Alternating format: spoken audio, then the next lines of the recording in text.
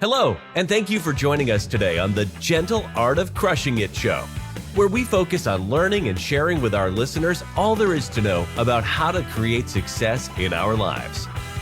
This show stands on the shoulders of giants. Our mission is to empower and inspire our listeners to create the life of their dreams whilst having a blast in the process. Let's celebrate life together. Welcome to the show. All right, welcome back to the Gentle Art of Crushing It podcast. My name's Randy Smith, and I will be your host today. I am really excited. I'm always excited, but today I'm really excited because I just wrapped up an in-person podcast with ChrisTopher Smith in his studio. We actually recorded an episode for his podcast, and then he allowed me the opportunity to jump in, use his great equipment, and interview him about his tremendous success that he's seen. So ChrisTopher is the founder of CMS Equity. He specializes in the build-to-rent space within commercial real estate. He's got 20 plus years of experience doing projects in 48 states, and he 100x'd his growth in his construction company. We talked about turning underperforming retirement accounts into high-yield real estate investments, and he just brought a ton of valuable insights on building wealth and gaining financial freedom. So stay tuned. I think this is an episode you're really going to enjoy. Well, let's dig in hear a little bit more about you and kind of your path and your journey. Sure. Like, how did you get to where you are today? How did I get to where I am today? So my story is I've always kind of talked about it earlier, but I've always been rogue. I've never gone with the pack. I've always done my own thing. You know, and I remember even when I was in high school, you know, I had a lot of friends that were jocks. I had a lot of friends that were nerds and, you know, the AP class kind of guys. And I was always able to kind of do this group, but I was also in that group, I was a little rogue because I was friends with these jocks. Sure. And then these jocks I was friends with were, you know, I was a little rogue because I was always the nerdy kid in that group that was always in the AP classes and things like that. So I've always kind of been this kind of kid that's been a little rogue. And then obviously, you know, finished up high school, went to college and failed out of my college my first semester. Okay. I say I lost my mom and dad's scholarship my first semester and had a great time in college. Sure. And then where'd you go to school? Northern Arizona in Flagstaff. Yeah, Northern Arizona University. Didn't have any clue what I wanted to do with my life. And then since I didn't get kicked out, but I essentially lost mom and dad's scholarship. Sure. They were like, you know what, if you're just going to go up there and waste our money, like, take a hike. You know, you can come back and stay in our house, but you know, we're not paying for school. So I came back, lived with my parents, and was working construction, doing drywall. I was hanging drywall and doing more taping and framing, and then the tape and texture. I was working for a big commercial company. Okay. And did that, had a girlfriend, had fun, had all the things. But then there was this pivotal moment where I was working on a job, and you know, we have a drywall taper. You got a pan of mud, and you got knives. You just started doing all this stuff. And it was time to go to lunch, so I went to lunch. And the foreman from the framing crew thought it would be funny to like sprinkle in all these screws into my butt. And you know, it's kind of just like a nuisance. It's like but it's like a practical joke. Sure. And I remember thinking like I didn't even know anything was wrong. I just started picking the screws out, just like, whatever happened. Right. But then he comes over and he's like kind of joking and doing all this stuff. And I remember thinking, God, what an idiot. Yeah. Like, what an idiot. Like, you're probably 40 years old and you're playing practical jokes on a kid that's, you know, 19, 20 years old. And I remember thinking, like, that's this guy's life. Right. Not that there's anything wrong with this. I want to preface that, but there's nothing wrong with it. It's just that I don't want to be his age. Mm-hmm. Fucking with a kid that's trying to work with him, you know, and think it's funny. I just don't think that's funny. And I said, well, I don't want to do this anymore. If that's where I'm headed, I don't want to do it. You saw the writing on the wall. I saw the writing on the wall, and I said, I'm not going to do it anymore. So I think I finished out that job, or I finished what we were working on.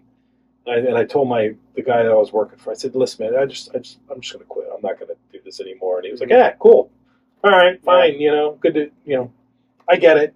We'll see. Well, wish you the best, And so that was a serious change in direction because I quit my job doing the drywall.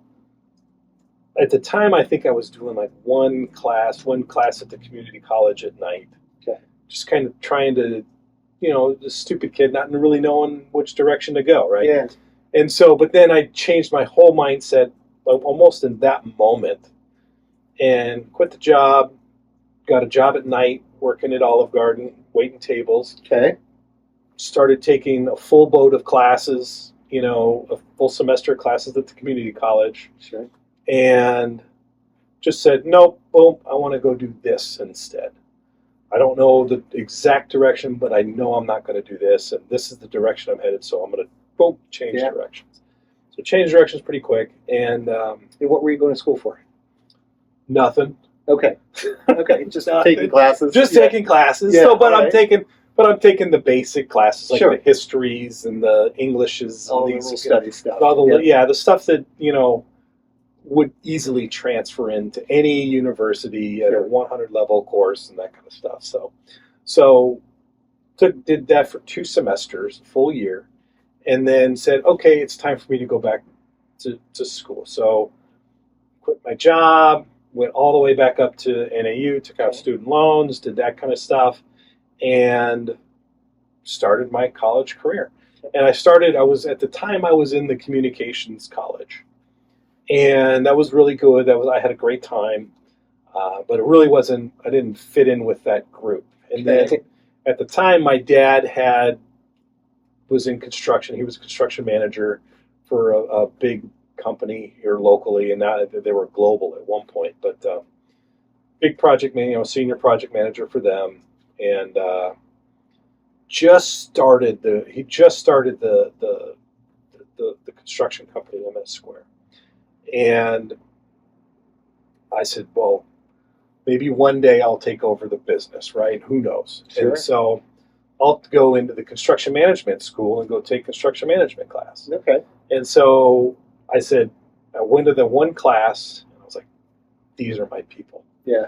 This is where I fit in. These are my people. I love the people that we were with, all the classes and everything. So I was around, round peg, round hole, found it, like, this is it. Yeah. Changed my major, started building relationships. It was really easy to build relationships with people that you're aligned with. Sure.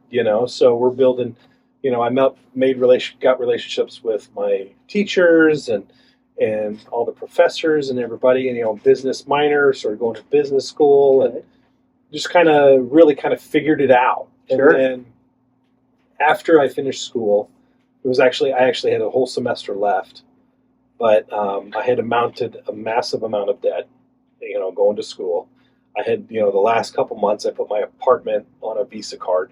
Oh, no. And so it was terrible, bad financial decisions. Sure. And then go into, they had this construction management competition every year that we would go to Reno, we would compete, and I led the heavy civil division of that, which was heavy civil is like the earthwork and the bridges and the roadways and that kind of stuff. And so led that competition team, and I think we got second or third place, which is the best that NAU had ever done in the history. Yeah. Usually they're like a footnote, but that year I think we took second or third, and they had a residential team and a commercial team that did pretty well. So that year we put NAU on the map in the construction management field, or schools, I guess. And so it was really really a lot of fun.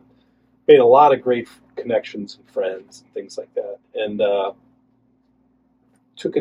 Granite Construction Company sponsored or hosted the heavy civil. And so Okay. coming out of school, I didn't really have my college degree yet because I was still a few credits short, but I needed to get out of school. I needed to get a job. I needed to get a career going pretty quick. Sure. So Granite was the only one that was going to hire me as a full-time salaried employee and all these things. And so fantastic going with Granite. I like Granite anyway, like the people in the company. Okay. And one day one of the project managers called me up and says, "Hey, this is Michael Dirksen out of the Southeast Division of Granite. You want to come work for me in North Carolina?" And I was like, "Yeah, sure." Sure. So I think it was like that's how the conversation went. Yeah. He's like, "Great. Well, when can you be here?" And I said, "Well, I've got some." It was like Friday, and I was packed up a U-Haul and driving across the country the next week. Okay. And so made it to North Carolina. Had a great time in North Carolina. Worked as an engineer for 13 bridges Okay. on I-40, right from Chapel Hill to Raleigh. Coming out of college with a little bit of money. Sure. You're next to UNC, NC State, Duke, Wake for all of these massive ACC schools. Sure. Just fun times, and living right in the heart of it. Yeah. But I had a job and I had a career, and so I had a little bit of money, so I had a great time. And then after 2 years of working for Granite, it's time to come back and work with my dad. So I came back this was 2002, started working with my dad. Okay. Started out building homes for the Indian Reservation. My dad had a couple of projects with the Indian Reservation, building homes. Up north? No, Over in here south, locally? Gila River. Gila River, okay. Gila River. And started building homes and figuring out how to do commercial construction, learning about the business side of things and Sure. negotiating subcontracts and those kind of things. And I had always enjoyed that side of it, but at the same time, I always wanted to run the business. Mm-hmm. So after a couple of years, I had a conversation with my dad. I said, you really like doing the jobs. He likes to go out and do the jobs and work with the subs and figure out how to do the thing, right? Whatever it is, like the project, he gets really involved in the detail and what is it and how are we going to do this? How can we do this a little bit better? Yeah. Really kind of innovative in how he approached it and really meticulous. And so, and I wanted to go play with the accountants, learn about the business side of things, Sure. deal with the attorneys and Yeah. and all of those things and really grow the business, going out and meeting clients and new clients and doing these kind of things and learning what the clients needed Mm-hmm. in order to really, get the job. Sure. Sales essentially. Yep. And so I said, why don't I do this and you just go do the jobs? I'll go do this. Yeah. You go do that. Right. Because I didn't really, I'm fine going out in the field, but it wasn't what I really enjoyed. Sure. And so this is what I liked. And so he said, yeah, fine. Okay. Do whatever you want. He was game for it. Yeah, Okay, he was good. game. I was waiting for no, I don't want to do that. No, because he hated dealing with the CPAs. All right. Yeah. He hated dealing with the bonding company. He hated because the bonding company's asking him for this and this and all these things. And, Sure. and he's like, I don't want to do that. And so let me handle all this. And so I started handling those types of things. And it wasn't like a dramatic shift. It was more of like just a changing roles and things like that. I think he enjoyed it and I enjoyed it because now he's doing what he wants to do and I get to do what I want to do. And did everybody in the company kind of jump behind you guys and change? Yeah. Yeah, okay, for good. sure. Yeah, good. For sure. They were, it was fine because nobody really, it was our company, so nobody right. Nobody's really going to say anything. But I made a few mistakes along the way, but essentially we really started growing. Really started doing bigger jobs because I looked at how much time we were spending on just the little projects, and why not do the bigger jobs? Sure. It's the same amount of time, whether it's $100,000 or $10 million. It's the same amount of work. Sure. Yeah, there's other infrastructure that we need to do these types of things, but it's really, it's the same amount of work. So we started doing bigger and bigger jobs, and then we started doing federal government work, which is a lot of fun because the federal government comes up with some wacky things to do, and these are always big, expensive projects to do. So good margins, though, probably. Oh, I would imagine, huge right? margins, huge margins. I'm talking 40%. Okay. 40. Most contractors 5-10% on a commercial project, Wow. 20%. We're doing 40% margins on it, and so, but we're doing those margins because I got so good at understanding what the government wanted. Got it. And being able to push those buttons that they were calling me saying, hey, Chris, can you figure this out for us? Sure. And when you have a client that says, hey, can you figure this out for us? Well, how much budget do we have to fix this problem? Right. Like you've got this big problem.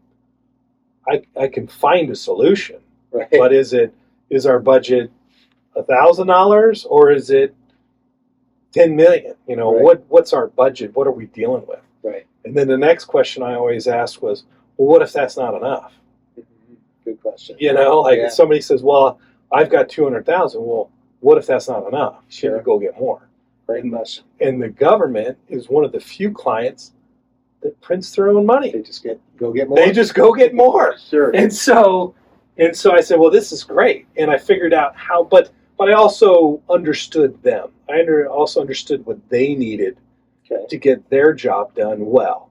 And so because I was able to really understand what their needs were and how to to make them look like all-stars, they wanted me to do all their work. So that's how we really started doing projects in Montana, downtown San Francisco, Washington, D.C., Connecticut, Texas, Seattle, all over the country. But here's the thing: is if you look at it from a multifamily marketing perspective, like looking at a market, 48 states is our market. Right. One client, federal government. This is our client. They have the same rules that they do in Seattle that they do in Florida or in Texas. And what are you building? Everything. Okay. Anything and everything. The most complex, weird projects you can come up with. For example, we had one of the projects that we did in Glacier National Park, there's a dam there. I forget the name of the dam. I want to say it's Hungry Horse Dam, but maybe that's another project. Maybe that's the one in Montana. I can't remember the name of the dam, but we had to figure out how to. So the problem was, I'll start with the problem. The problem was they have these. It snows up there pretty heavily. Sure. And so they have these snow plows that come by and plow the sidewalk, but they have these light fixtures that are from when the dam was originally built in 1910 or 1920 or something like that. Okay. But they stick out about this far, 10 inches or so. Sure. So the snowplow comes by and clips these off as they drive down the sidewalk.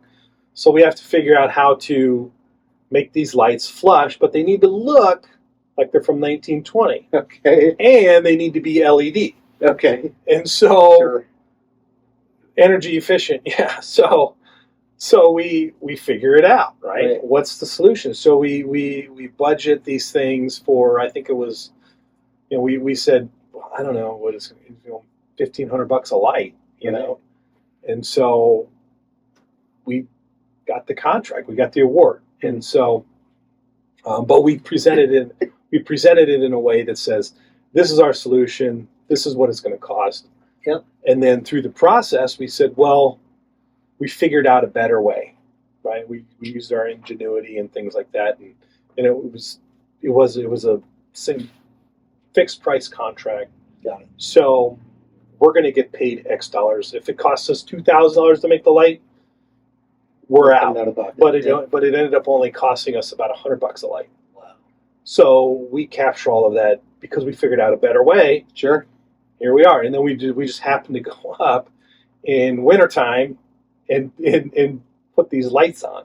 Okay. And so we had to replace all these lights. So those are the kind of problems where they have these they don't know how to solve it. Sure. They just have this snowplow that keeps clipping these lights off, and they need to figure out a better way. So we figured out a better way on how to help them I love it. fix their solution. And so we did that 100 different times. You know, I was when I worked for the environmental services industry. Yeah. The magic button was if you can be involved in building the RFP that you're going to answer for. Yeah. Then obviously you're the one that's going to get chosen at the end of the RFP Most process. of the time. Okay. Most of the time. There were a couple times where we came up with solutions in the government because they still have checks and balances. Sure. And they have processes and things like that. Sure. And we helped them come up with solutions that we weren't competitive on. Okay. And so we still lost out on some of that. But that's okay because we're just here to help. Yeah. You know, and if we're not Plenty of making money business. here, there's plenty.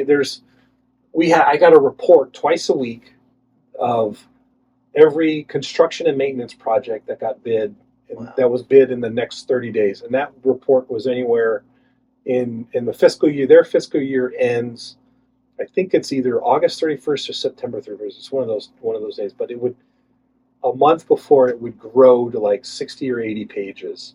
But then in October, it would only be 10 or 15 pages. Okay. So it would grow over the year because as the fiscal year closes out, they're trying to allocate funds. Yep.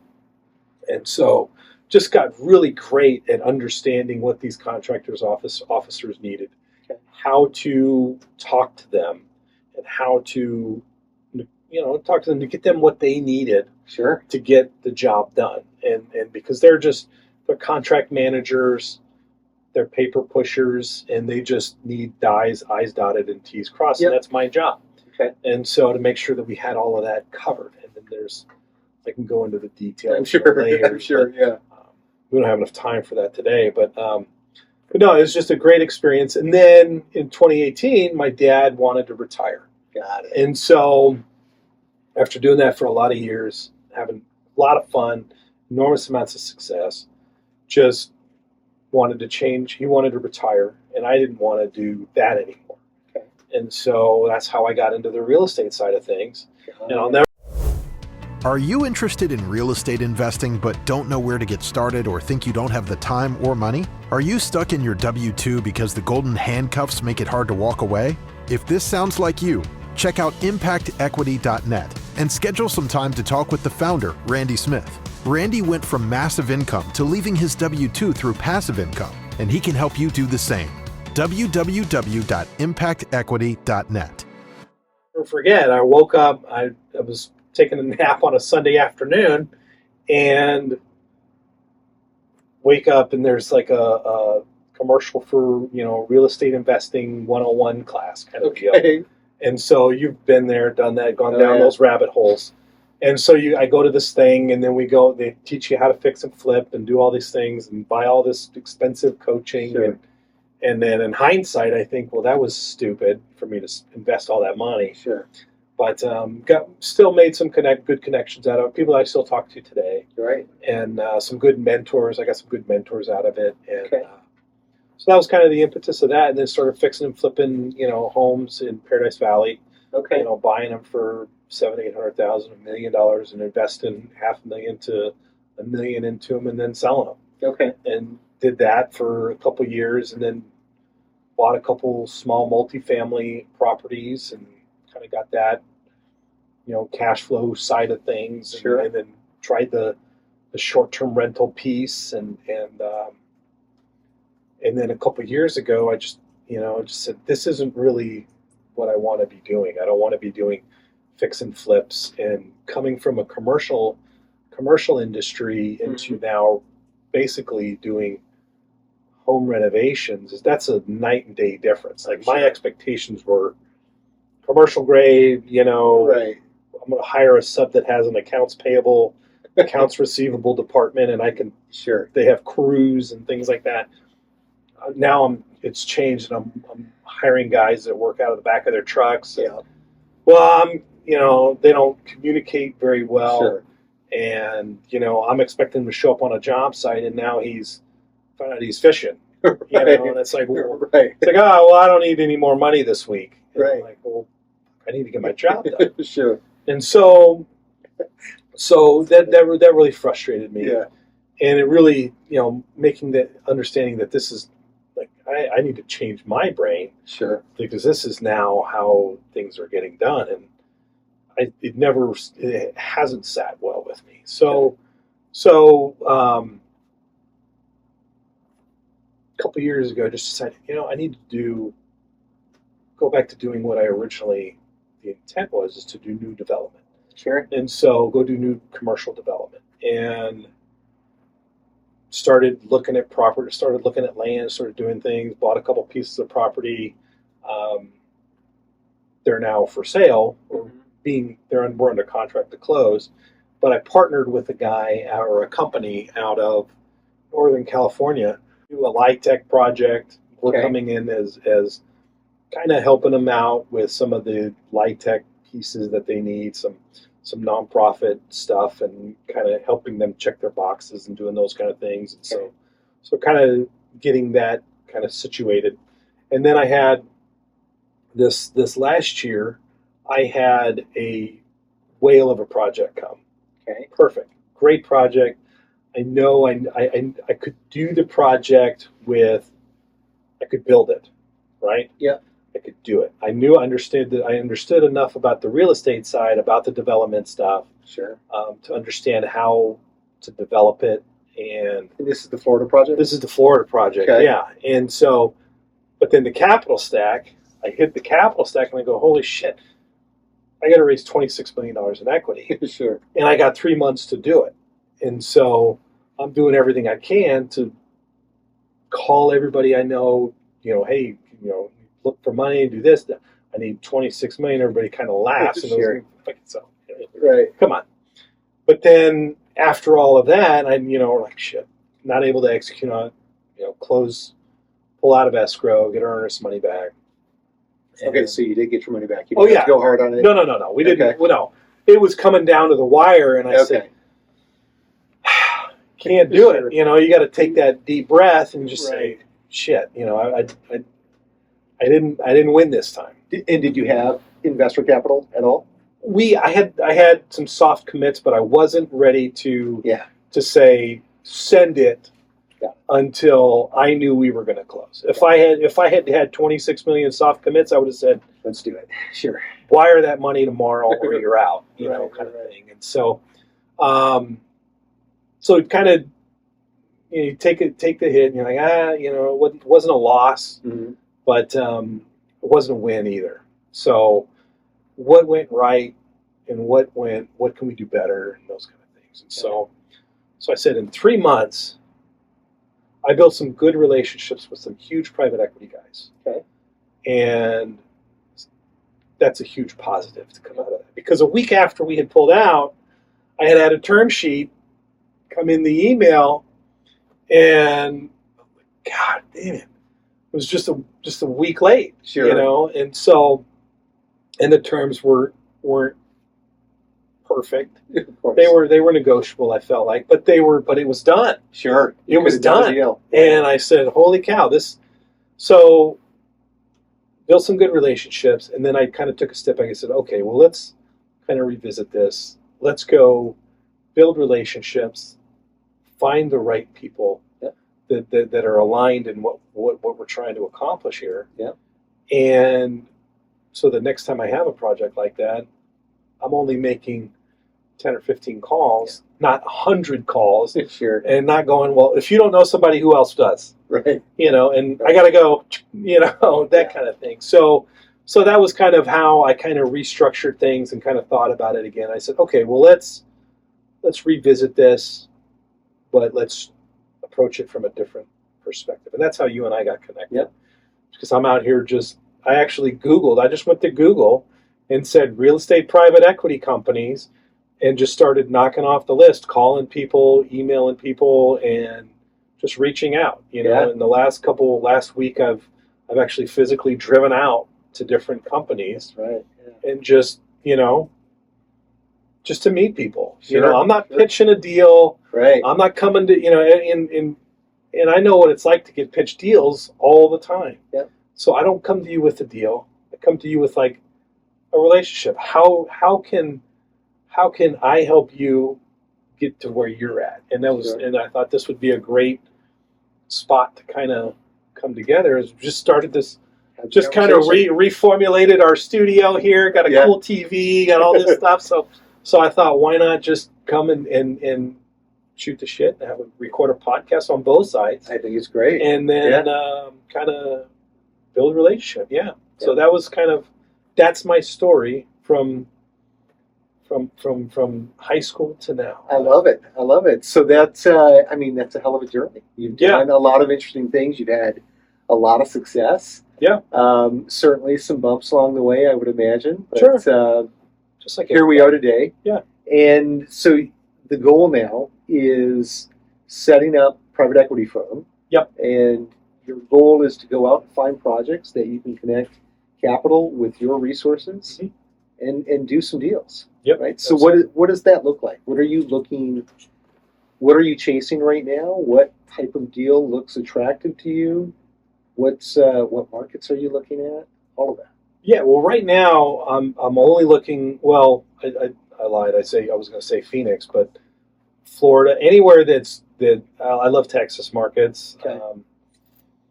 Places where number one people are moving to. Obviously, job growth. I love Phoenix, North Phoenix, Northwest Phoenix, particularly. Sure. For new development. There's a lot of, for lots of reasons, quite frankly, because we can't go further south.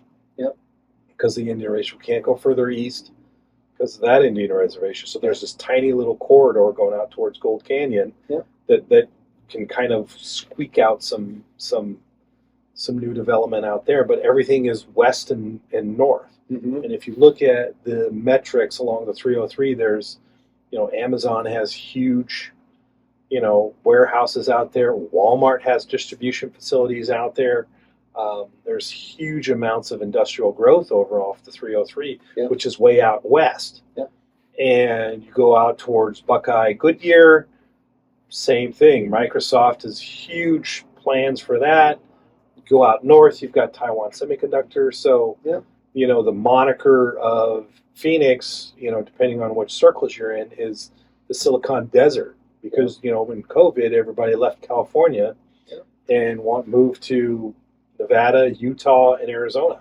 And Texas, of course, too. But, just close enough to California that we don't have to deal with the rules of California. Sure. But we can still visit every once in a while. Absolutely, yeah. And we don't so, have the hurricanes like Texas, right? Yeah, we don't have hurricanes. We got monsoons, but that's only for like 30 minutes. Yeah, it's not a exactly. big deal. Every 2 years. Yeah, right. Yeah. Right. So what type of projects are we talking? Build to rent. Multifamily. Okay, Yeah, so build to rent. Build Specifically. to rent stuff. Okay, so talk about that. We haven't talked about that a lot on this show. Yeah. And I'm fascinated with the asset class, and we are in the mecca of build to rent here in Arizona. Yeah. So talk about that a little bit. What is the build to rent for the listener that doesn't even know what it is? Well, build to rent is essentially, I hate to use the word tiny home because tiny home kind of has this moniker of like it's like a trail. Yeah. It's like a trailer and that's it, you know. But a tiny home is 600 to 1,200 square foot house. Yep. And nice house. There's no it's like an apartment, only you don't have anybody above you or on the side of you. Your shared walls. No shared walls and that kind of stuff. Might even have a backyard. You probably have a tiny little patio backyard, like a little patio. Like you think of an apartment, but on the ground. Yep. And so, you don't. Number one, you don't get the density that you would in a multifamily development. But I think that's the direction a lot of, particularly Phoenix, because of our massive population growth, but is going only because I think we are still. I think we talked a little bit about the younger generations, but the younger generation is going to be a rental market. Yep. So if they own a home, they're going to have to hire somebody to fix it. But if they rent, they're going to have somebody else fix it. Right. The landlord or you or me fix it or something. Right. So the build to rent stuff, and what I like about it too is the multiple exits. Talk about that a little bit, because I've dug into that before and I hear different answers on this. So.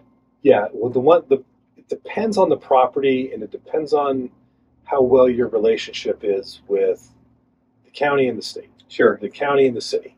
So, for example, if you go into a lot of like condo developments, Yep. or townhome developments, which is essentially built to rent, Mm-hmm. but it's just on a smaller scale. You've got companies like BlackRock, Blackstone, KKR. Those guys are all funding like the Taylor Morrisons and the KB Homes to go out and build these massive tracts, Yep. these 20-acre, 250-unit properties with build to rent, and those are different types of developments. Now those Sure. are on a traditional R3 type zoning, multifamily zoning, that would give you, I think, up 15 to 17 units per acre, but then they never get close to that because they're all single family houses. So, but it comes with a clubhouse, pool, all the amenities you would have. Common area stuff. Yeah, common area stuff. So what I like about it is I just think that's the direction of the next generation. Yep. And so, going back to some of the exits and the townhome type stuff, you can, I won't say easily, but it's an easier pitch Mm-hmm. to the city to say, we want to condo plat this. So each unit has its own APN. So you rezone it as its individual lots. Yeah, you're not rezoning it, Okay. but you're replatting it. Okay. So you create a plat, you send it into, the city has to approve it, and then once the city approves it, then you can take it to the county and they'll record it. Okay. So what I like about that is if you say we want to, rentals aren't working, we can sell it. You can sell it individually. Yeah. Interesting. Okay. And we've looked at properties where we have these condo plats, and it's phenomenal because we can give, as an investor standpoint, Mm-hmm. we can say, okay, we're going to build 10 townhomes. We're going to sell these 3, and you get your return of capital through these 3. Right. So we're going to take that, do all the things like a traditional development, but we sell these 3, you get your capital back. So now it's after 2 years or however long it takes to do the development process, you're now get your capital back. Like, isn't that great to hear as from an investor? Infinite returns from that point. So after that, it's free cash flow. Yeah. And so as long as the property's performing and things like that, there's obviously, but there's things that have to happen. You've got to make sure that rents are covering the debt and all the other things. Yeah. So, so there's that, but so that on an investor standpoint, I think is really valuable. So you could do the same thing with a build-to-rent, where maybe you're building 100 units, you sell off 10, provide the return to capital, and then you still have the 90 that are cash flowing. Uh-huh. That's what, and as long as you get the condo plat is the key. Yeah. And do you do that from day one, or do you have to wait until after development to go after the condo? Well, see, if you've looked at some of the older properties, they've had some developments like this, townhome developments that were R3 zoned. Yeah. And they're single APNs, but there might be 10 units in there or 20 units or whatever in a townhome development. Okay. So it's not unheard of for somebody to buy that piece, those 20 townhomes, buy that R3 development, and which is a traditional multifamily development, go to the city, get a condo plat, and then sell those off individually. So it's not unheard of. It's just a new twist on an old thing. And I've heard of people taking old apartment complexes too, and splitting those out, condoing those, and selling those off as well. Condo conversion. It's the same thing. It's just instead of having it for 50 years, you're just doing that right at the front. Got it. So, and is this like infill projects, or predominantly infill stuff? Interesting. Yeah. Okay.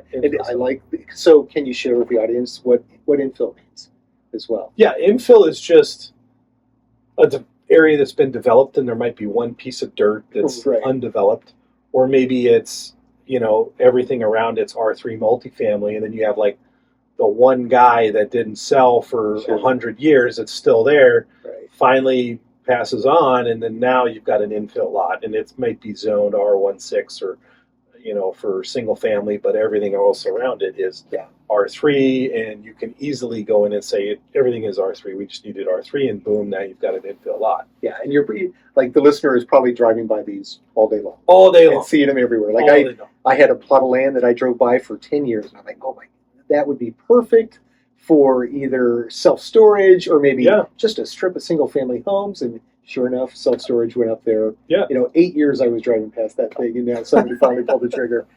Yeah. So, yeah, well, very, very interesting. It's neat to see the progression of your career and how it's, ebbed and flowed and Sure. a lot of different angles. And now you land at this spot where really the stars just align.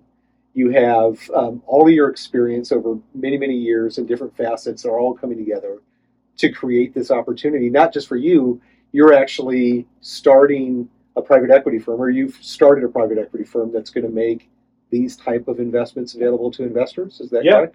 Yeah, I mean the start of it is we just launched it. We just launched the marketing of it. Okay. We haven't even really gone out and said, "Hey, invest with us" or anything like that yet. So we're not doing that yet. But so we launched the branding of it, and getting ready to launch it. I haven't decided exactly how we want to structure the PPMs and things like that. Which funds do we want yet? But I'm toying with the idea. I'm talking to different investors and trying to figure out what investors really want, and then we'll build a fund to kind of suit that. Sure. So, but initially, it's to raise funds into a build-to-rent fund, and I've, through the relationships I've just made in the last couple of weeks, the connections that I've made. I was in an office yesterday with a huge developer in Scottsdale, and I just walked into their office and said, "Hey, I'm a developer. I'm looking to grow my business." Sure. And they said, "Great.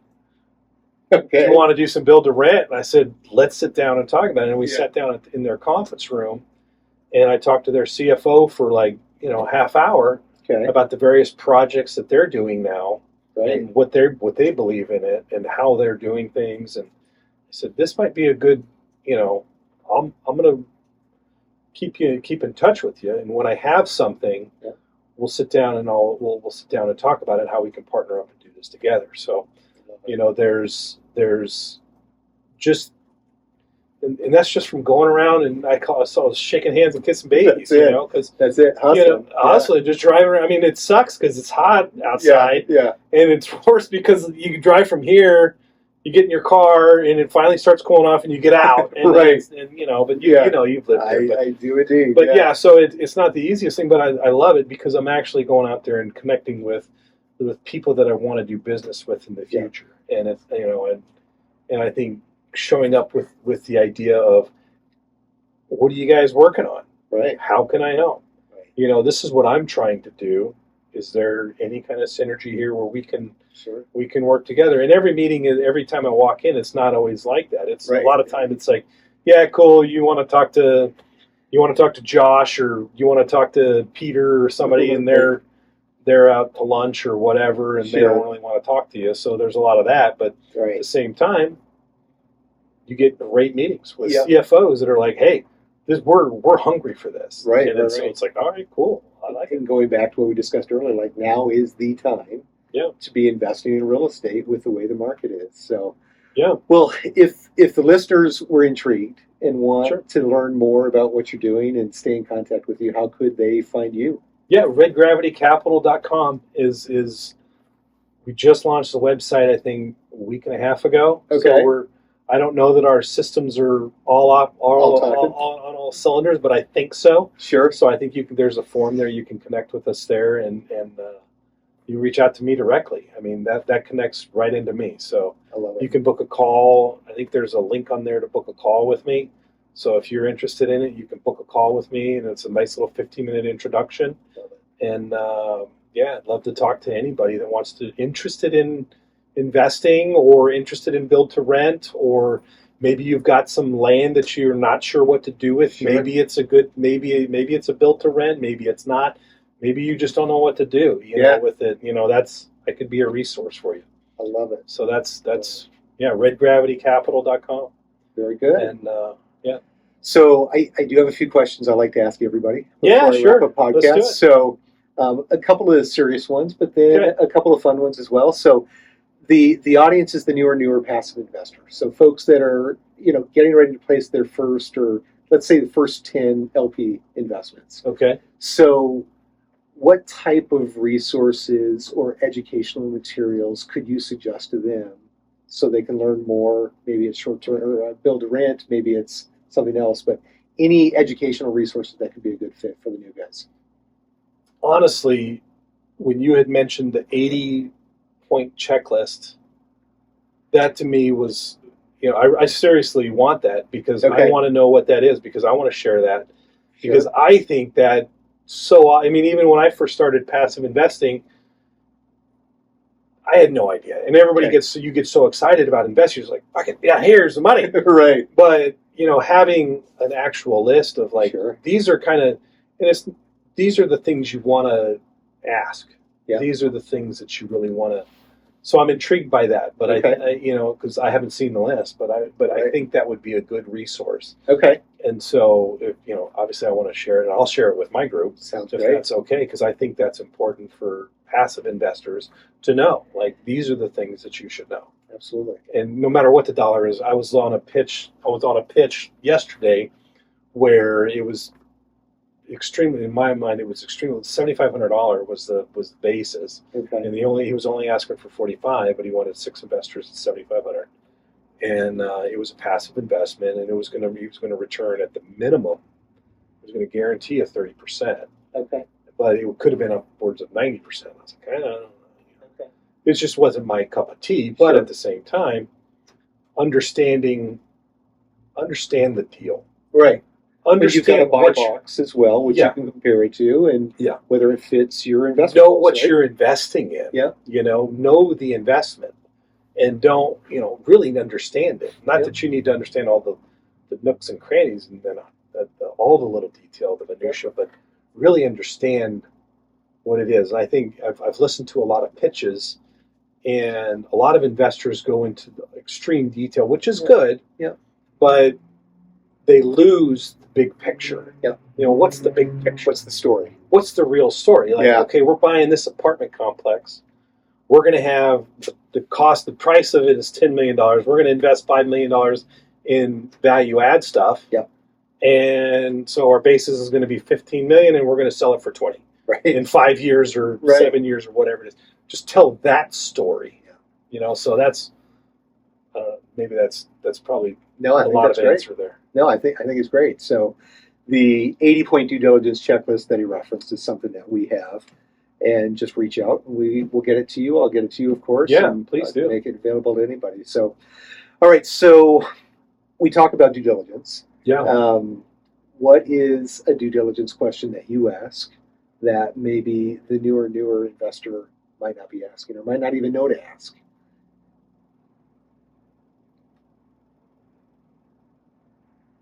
And normally I tell folks what these questions are before we get going, and I didn't do that. So I'm putting you on the spot here. Sure. Yeah.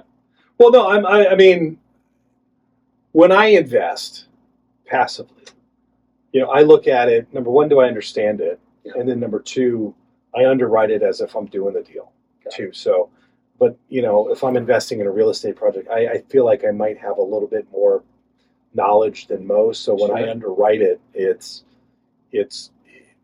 I probably go into a lot more detail. Yep. But But I think that's a good answer. Like, the good answer is Okay. understand basic underwriting, yeah, right? And the only way to understand it is to start doing it, yeah, even at a very high level. It's just even the simple math that you said. We're buying for 10, we're putting 5, we're going to sell to 20. Does that math make sense? Yeah. Right? In today's market, right? yeah. Well, So- it doesn't make sense in today's market, or Right. does it make sense in 5 years? Right. 5-year market, and that's where the speculation or the pro forma or the guessing games, and that's where the investing comes in, Yeah. the risk versus reward piece. So I think All right. Yeah. Well, good. And then a couple of kind of fun questions. Yeah, So real I'm fun questions. a bucket list guy, Bucket list guy. and I like to hear about other people's bucket lists. So, Ooh. is there a recent bucket list item you've checked off your list, or one you're hoping to in the future? One that I checked off my list. I'll tell a great story. And Okay. this isn't a bucket list, but this was along the lines of that was kind of like a manifestation thing. Because I actually I did an exercise a couple of years ago where I made a list of 100 things that I wanted to do in my life, experiences I wanted to have, and then 100 material things that I wanted. Okay. And so I went through that. So that's kind of like a bucket list thing. But I'll tell you a little story about manifestation and things like that, because it was at the time it was something like this would be cool, you know. And so when I started the real estate thing, I said I want to do $5 million by this year, and I was like 3 years in. I said okay, and so I had kind of written it down, kind of put it away, and kind of forgot about it. Yeah. And then I was going through, I think when we were moving offices, we were either moving offices or I was doing something. I was going through a bunch of old stuff and I found it. Yeah. And I was like, looked at my QuickBooks and I said, oh, shit. Get it? We did it. We did it. Nice. And it wasn't that it was, I mean, I'm getting goosebumps just thinking about it, just because of and I kind of forgot about it, but then I was like, man. There's I think it's T. Harbecker. So one of the greats, right? Yeah. He goes through, actually it might have been a Jim Rohn thing where he has you go through, because I do this goal setting session every year. Yeah. A lot of people do. And had you write down what you want life to look like in 5 years. And like literally all aspects of your health, finances, relationship, like everything, spirituality, all that kind of stuff. And then get it into like less than a 5-minute read, and then read it in the morning and read it at night, right? And actually say it out loud, so your voice, you hear it being said, right? So I actually recorded it into my iPhone, into an audio file, and I would play it and listen to it. Same thing. Lost it, didn't think about it, played it, I don't know, 7, 8 years later. Every single item in that had come true, except for where I lived. I had this idea of living on the side of a mountain. I still live in the same place. No shit. But everything else, like completed an Ironman, made X amount of dollars, traveled to the places that I wanted to travel to. You did an Ironman? I did. Which one did you do? So I did Boulder. Wow, Boulder, that's a full tough difference. I did Arizona half. I did one in Vegas, which killed me. But yeah. Awesome. Yeah, that good stuff. It's tough. Yeah, because of the elevation. Yeah, it's insane. So, and so that kind of ties into a mindset piece too. Like you have a podcast. What's the title of the mindset? Modern Mindset. Yeah, we're just coming out with a new one. It's brand new. Brand new. I think I know the guest. Right? Yeah. Okay, and then the last kind of fun question: if you had $100,000, you had to invest today, but you couldn't put it into one of your deals. God, this sounds so cliche, but Bitcoin. Okay. I get that often. I think Bitcoin. Okay. Well, it depends on where it's at today. I mean, right. If it's still hovering around, what is? I refuse to look at it, but I'm up. But I think if it's still in that 30 to 40,000, I don't know where it is today. Yeah. But if it's still in that 30 to 40,000, I put it in there. Awesome. But I don't know that that's a great answer. But it's your answer. So but it is my first gut reaction. But I think if I actually thought about it, I might buy a small business with it. Okay. I might buy a small business since I can't. Well, if I can't put it in my own deal, I would buy a small business. In somebody else's deal. Yeah, that's probably what I would do. That would be the smarter play. That would be smarter, more conservative. I'm going to Vegas, right? Yeah, put it all on black. I'm put it on black. There you go. Yeah. Well, I've done that before too. Yeah. Well, good stuff. Well, this has been fun. Thanks so much for having me here. Yeah. For your first episode and my first in person for my podcast. So well, good. Well, you should. feel free to come by, and if you want to bring somebody by here, absolutely, Awesome. you can come use the space. Fantastic. Yeah, for sure. We've got a beautiful view of Got Yosemite it all. here. There you go. So yeah. Good stuff. Well, But thank yeah. you. Well, yeah, fantastic. Well, there you have it, ladies and gentlemen. Another episode of The Gentle Art of Crushing It. It was an amazing episode. We know we sure learned a lot, and we hope you did as well. We want to take a second and thank you so much for viewing or listening to this episode. And please just know that we only ask for one favor, and that is to make this life magnificent. Thank you, and have a wonderful day.